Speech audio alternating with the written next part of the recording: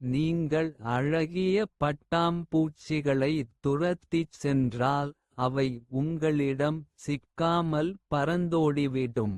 நீங்கள் மலர்வனத்தில் அழகிய மலர்களை ரசித்துக் கொண்டிருக்கும்போது. பட்டாம்பூச்சிகள் உங்கள் கரங்களில் வந்தமர்ந்து நர்த்தனங்கள் ஆடும். ஆக உங்களிடம் சேர்ந்திட வேண்டிய எந்தப் பொருளும் உங்களிடம் வந்து சேராமல் போகாது. போலவே நீங்கள் வழக்கமாய் பகிர்ந்திடும் அன்பும் அக்கறையும்.